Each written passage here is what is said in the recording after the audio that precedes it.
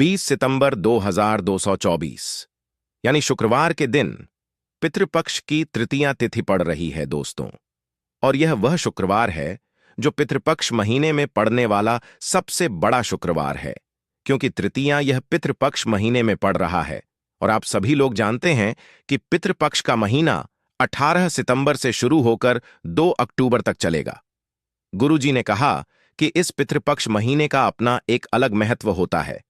पितृपक्ष महीने में आपके पितर इस धरती पर आते हैं, और अगर हम उनको प्रसन्न करने के लिए कोई भी उपाय करते हैं तो वह आपसे प्रसन्न हो जाते हैं।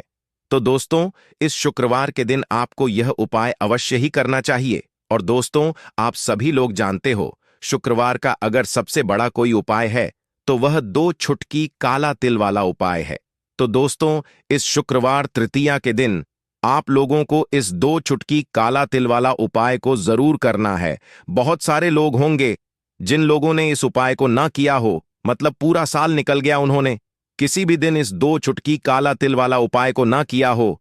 पर दोस्तों, आपके पास एक आखिरी मौका बचा हुआ है, जो कि 20 सितंबर के दिन है। तो इस दिन आप लोगों को इस वाले उपाय को जरूर कर लेना है। भले ही आपने पूरे साल भर इस उपाय को ना किया हो, पर अगर आपने इस श्राद्ध पक्ष महीने की द्वितीय तिथि के दिन अगर इस वाले उपाय को कर लिया, तो आपको इस उपाय को करने का वह फल मिलेगा जिसकी आपने कभी कल्पना भी नहीं करी होगी। इसीलिए आप लोग इस वाले उपाय को एक बार जरूर कर लेना, ताकि आप लोगों के हाथ से यह मौका ना जा सके और आपको इस उपाय को करने का फल मिल सके। दोस्तों, यह उपाय पंडित जी ने अपनी अब्बी की ही शिव महापुराण की कथा में बताया है, जिस उपाय को आज हम आपको बहुत अच्छे से समझाने वाले हैं। इस वीडियो को देखने के बाद इस उपाय को समझने के लिए आपको कोई और वीडियो को देख की जरूरत नहीं पड़ेगी।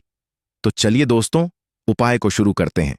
देखिए, यह इस पितृपक्ष महीने के शुक्रवार के दिन यह इतना खास होता है, इतना महत्वपूर्ण होता है।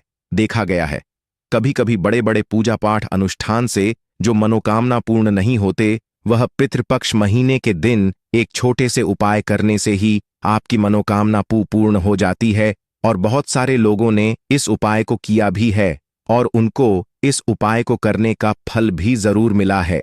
अगर आप लोग भी इस उपाय को करना चाहते हैं तो आप इस उपाय को पहले अच्छे से समझ लेना, सुन लेना, उसके बाद करना। आपको इस उपाय का फल जरूर मिलेगा।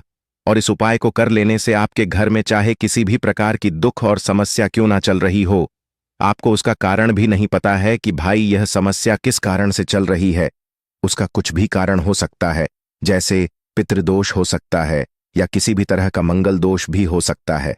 तो इस दिन आप लोगों को एक छुटकी काला तिल वाला उपाय कर लेना है। यह एक ऐसा उपाय है जिस उपाय को अगर किसी विशेष दिन पर किया जाए तो भाई उस विशेष दिन का जो है वह तो हमें मिलता ही मिलता है। पर हमने उस दिन पर इस 2 छुटकी काला तिल वाला उपाय को किया है तो हमें उससे भी बड़ा फल मिलता है, और फल बहुत जल्दी मिलता है, क्योंकि आप इस उपाय को बहुत ही बड़े और विशेष दिन पर कर रहे हो। तो चलिए अब उपाय के बारे में बात करते हैं, लेकिन उससे पहले आप लोगों को यह जानना आवश्यक है कि आखिर यह उपाय किस समय करना है, किसको करना है और कैसे करना है। तो चलिए हम आगे आपको वीडियो में एक एक करके बता देते हैं। लेकिन उससे पहले अगर आप लोग हमारे चैनल पर नए हैं तो हमारे चैनल को सब्सक्राइब कर लेना और इस वीडियो को लाइक करके कमेंट बॉक्स में श्री शिवाय नमस्तुभयम ओम नम शिवाय जरूर टाइप कर देना। तो दोस्तों, इस 2 छुटकी काला तिल वाला उपाय को हमें इस शुक्रवार तृतीया के दिन कैसे करना है, किसको करना है, किस समय करना है और कहां पर करना है, ये सारे सवालों के जवाब आपको इस वीडियो में मिल जाएंगे। और जो ये वीडियो देखेगा भाई, उसको 2 छुटकी काला तिल वाला उपाय जरूर करना चाहिए, क्योंकि इस दिन काला तिल का भी बहुत ही बड़ा और विशेष महत्व होता है। और जब बात आ जाए 2 छुटकी काला तिल वाला उपाय की, तो यह सोने पर सुहागा वाली बात हो जाती है और यह एक बहुत ही बड़ा उपाय हो जाता है इस शुक्रवार तृतीया का। तो अब दोस्तों, इस 2 छुटकी काला तिल वाला उपाय को आखिर करना किसको है, सबसे पहले हम लोग वह बात जान लेते हैं। तो देखो, घर की जो बड़ी माताएं बहनें होती हैं, उन माताओं बहनों में से कोई भी एक बड़ी माता बहन इस वाले उपाय को कर सकती है। और दोस्तों, अगर आप चाहे तो अपने घर में से सभी सदस्यों को भी इस उपाय को करवा सकते हैं। अगर किसी व्यक्ति की खुद की कोई मनोकामना है, खुद की कोई दुख और परेशानी है जो कि वह अपने लिए ही करना चाहता है, इस वाले उपाय को तो वह खुद अपने लिए भी कर सकता है। बाकी अगर कोई घर में से ऐसा है जो कि अपने पूरे घर परिवार की सुख और शांति के लिए यह वाला उपाय करना चाहता है, तो भाई वह भी कर सकता है, उसमें भी कोई दिक्कत वाली बात नहीं है।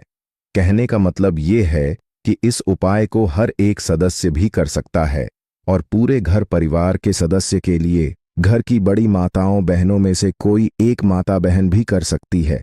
माताएं बहनें अगर घर में उपस्थित ना हो या वह यह वाला उपाय ना कर पा रही हो, तो फिर घर का कोई बड़ा सदस्य भी इस 2 छुटकी काला तिल वाला उपाय को कर सकता है, चाहे फिर वह पुरुष ही क्यों ना हो। उसमें कोई भी दिक्कत वाली बात नहीं है। उसके बाद में दोस्तों जो अगला प्रश्न निकल कर आता है वह यह आता है इस उपाय को लेकर कि आखिर इस उपाय को हमें किस समय करना है, सुबह के समय करना है कि शाम के समय करना है। तो देखो, इस वाले उपाय को आप लोग सुबह के समय भी कर सकते हो और शाम के समय प्रदोष काल में भी कर सकते हो। अब अगर आप पूछो कि भाई साहब, सबसे उत्तम समय कौन कौन सा रहेगा इस 2 छुटकी काला तिल वाला उपाय को करने का, तो हम आपसे बस यही कहेंगे कि इस उपाय को आप सुबह के समय करेंगे तो ज्यादा बेहतर होगा। बाकी अगर शाम के समय भी करेंगे तो भी अच्छा होगा, उसमें कोई भी दिक्कत वाली बात नहीं है। तो अब दोस्तों, जो अगली सबसे बड़ी और महत्वपूर्ण बात आती है वह यह आती है कि सुबह अगर हम उपाय को करेंगे तो हमें सुबह से लेकर शाम के समय प्रदोष काल में करना है। तो देखो, सुबह से लेकर शाम के समय प्रदोष काल में करना है। तो देखो, सुबह से लेकर शाम के समय प्रदोष काल में करना है। तो देखो, सुबह से लेकर शाम के समय प्रदोष काल में करना है। तो देखो, सुबह से लेकर शाम के समय प्रदोष काल में करना है। तो देखो, सुबह से लेकर शाम के समय प्रदोष काल में करना है। तो देखो, सुबह से लेकर शाम के समय प्रदोष काल में करना है। तो देखो, सुबह से लेकर शाम के समय प्रदोष काल में करना है। तो देखो, सुबह से लेकर शाम के समय प्रदोष काल में करना है। तो देखो, सुबह से लेकर शाम के समय प्रदोष काल में करना है। तो देखो, सुबह से लेकर शाम के समय प्रदोष काल में करना है। तो देखो, सुबह से लेकर शाम के समय प्रदोष काल में करना है। तो देखो, सुबह से लेकर शाम के समय प्रदोष काल में करना है। तो देखो, सुबह से लेकर शाम के समय प्रदोष काल में करना है। तो देखो, सुबह से लेकर शाम के समय प्रदोष का जितनी जल्दी हो सके आप उपाय को करने की कोशिश करना। बाकी अगर किसी कारणवश लेट भी हो जाओ, थोड़ी देर भी हो जाए, तो 10 या 11 बजे तक भी आप उपाय कर लेना, पर 12 बजे से ज्यादा देरी ना हो। ठीक है, इस बात का ध्यान रखना। उसके बाद में दोस्तों, अगर शाम के समय प्रदोष काल की बात करें, प्रदोष काल का जो समय है होता है वह शाम के 6 बजे से शुरू हो जाता है। मतलब शाम के 6 बजे से लेकर शाम के 7 बजे के बीच का जो समय होता है यह समय प्रदोष काल का समय होता है। पर इस उपाय को 7 बजे या 8 बजे के बीच में भी कर सकते हो। मतलब शाम के 6 बजे से रात 8 बजे के बीच में आप कभी भी इस वाले उपाय को कर सकते हो, उसमें कोई भी दिक्कत वाली बात नहीं है। परंतु शुक्रवार के दिन कोशिश करना कि समय के अंतर्गत ही कर लो। किसी कारणवश ना कर पाओ तो थोड़ा देरी से भी कर सकते हो, आपको उपाय का फल जरूर मिलेगा। अब यह जो पितृपक्ष के दिन होते हैं, इन दिनों में जब आप यह उपाय करेंगे जो हम आपको बताने वाले हैं, गौ माता से जुड़ा हुआ उपाय है। देखिए, गौ माता के अंदर हमारे पितरों का ही वास माना जाता है।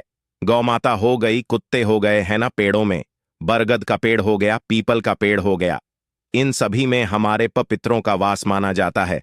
पक्षियों में कौवा हो गया, जिसके अंदर हमारे पितरों का वास माना जाता है। तो ऐसा समझ लीजिए कि जब भी जीवन में दुख बढ़ जाए, कष्ट बढ़ जाए, धन को लेकर आप परेशान रहने लगे, कर्जे जैसी समस्याएं जीवन में बढ़ रही हैं, आपके घर में संतान को लेकर बहुत दुख है, आप अपने घर के लड़ाई झगड़े से परेशान रहते हैं, घर में कोई ना कोई झगड़ा करता ही रहता है, आप सोच सोचकर परेशान रहते हैं कि कैसे घर में शांति आएगी, कैसे घर में सुख समृद्धि आएगी।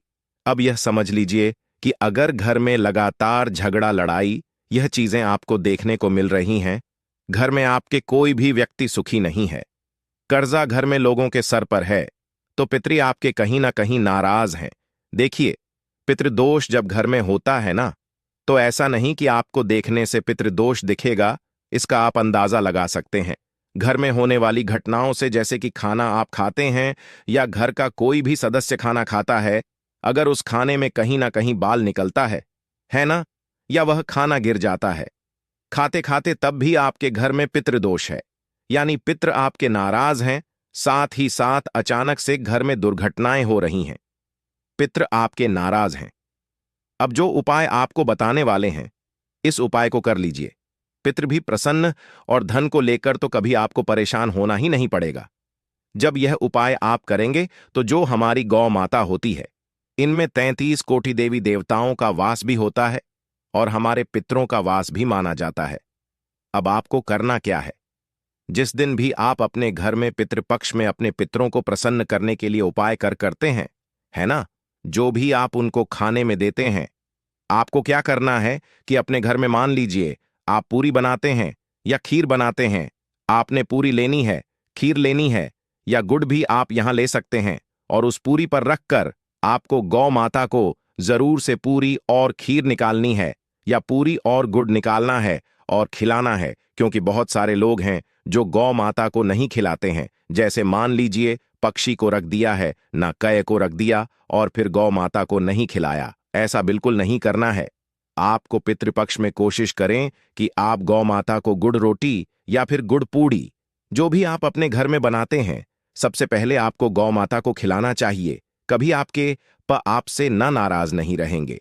पितृ हमेशा प्रसन्न रहते हैं, और कभी पितृदोष की वजह से आपके जीवन में धन को लेकर आपको परेशानियों का सामना नहीं करना पड़ता है।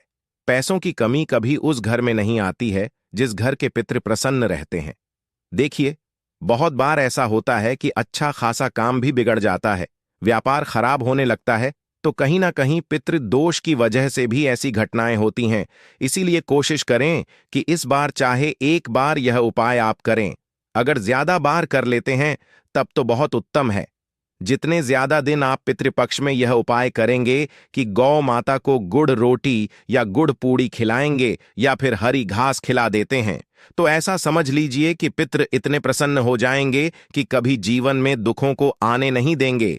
तो हमेशा प्रयास करें कि आप गौ माता से जुड़ा हुआ यह उपाय जरूर करें। चलिए, अब बात कर लेते हैं अपने दूसरे उपाय की, जो कि पितरों को प्रसन्न करने के लिए है और घर में स्थिर लक्ष्मी के वास के लिए।